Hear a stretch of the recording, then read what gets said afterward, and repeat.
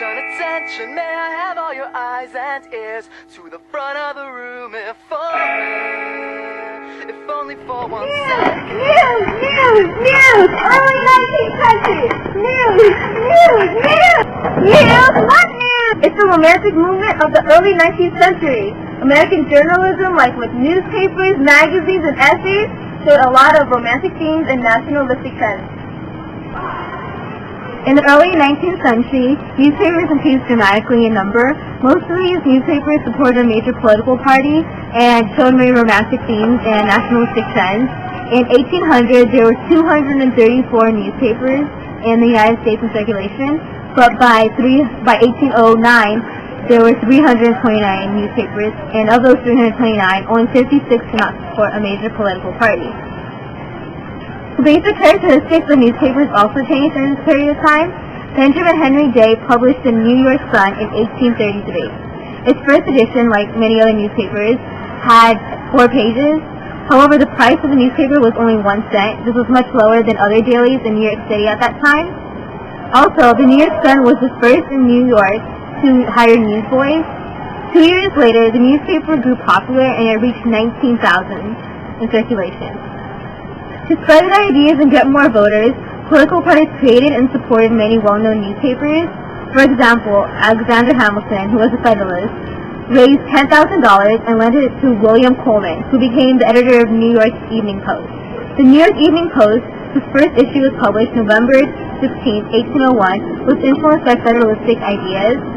Other well-known Parisian newspapers included the Aurora by the Democratic William Duane and the wing-based National Intelligencer by Samuel Harrison Smith. The newspapers based on political views talked about many different aspects of society. For example, William Boyd Garrison, who was an abolitionist, established an anti-slavery newspaper called The Liberator. This newspaper, whose first issue was published on January 1st, 1831, talked about slavery and how it's bad. This newspaper was very radical, and because of that, it was banned in most parts of the South, such as South Carolina.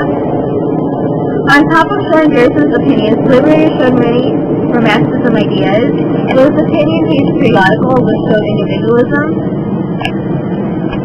The Liberator, like other anti-slavery periodicals, was also idealistic and showed idealism because it expressed what a perfect nation should be, and represented the concept of good versus evil, with the abolitionists on the good side and the slave holders and the slave owners on the bad side. During this time period, there were also many mercantile papers as well. Some prominent mercantile newspapers such as the Commerce Advisor, Mercantile Advisor, and Nationalistic Advertiser had the greatest circulation in America. These types of newspapers also had a lot of advertisements and supported nationalism because they were loyal and devoted to the country. Throughout the early 19th century, newspapers changed and evolved. Many new techniques were invented, and prominent publishers came out. While most were still about politics, the newspapers also included individualism, a sense of an idealistic country, good versus evil idealism, and devotion to the country, which created nationalistic themes and Romanticism trends. Literature, including newspapers, began to define what America was. Like newspapers, magazines boomed in the early 19th century. These magazines talked about social issues such as political analysis and broad trends. The magazines also talked about other pieces of literature and provided insightful criticism, literary information, and the latest novels. Most magazines talked about famous writers such as George Washington, Cable, and Thomas Nelson Chase. Magazines also focused on women by describing successful daughters, mothers, and wives in the middle class. Magazines not only talked about politics, trends, and literature, but also other aspects of life, especially artwork and photography. The technological improvements from this time period also helped spread magazines. These magazines expressed individualism through their opinions and views and also increased circulation as more people became interested. The origin of the word essay dates back to 1588 when Michel de Montaigne published his first book, Essays. Washington Irving is considered to be the first American essayist. He provided the final rank in American essay writing that differs from the periodical essays of the 18th century. Irving gave the familiar essay a true American feeling by writing with imagination as a key to entertain the human spirit. Ralph Waldo Emerson, another prominent essayist of the 19th century, influenced the progressive social movement for individualism. The main basis of Emerson's writing was his devotion to individuality and nonconformity. His essay Self-Reliance is an example of his literary creations, which focused on self-reliance as an ideal and contrasted it with various modes of conformity. Emerson was one out of the many prominent writers of the 19th century who took advantage of the Romantic movement to creatively express his ideals. Romanticism was affirmative for most creative American essayists in the 19th century due to its attitude toward nature, humanity, society, and total embodiment of freedom and individualism. Many American essayists, such as Ralph Waldo Emerson, expressed their belief for the harmony between man and nature.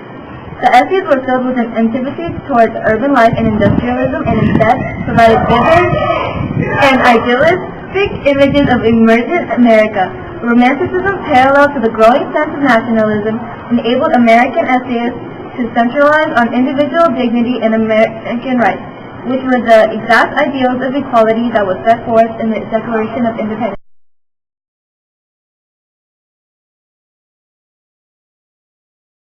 There are many romantic themes and nationalistic trends present in American journalism from the early 19th century. Newspapers, magazines, and essays express their opinions, idealism, and loyalty to the nation.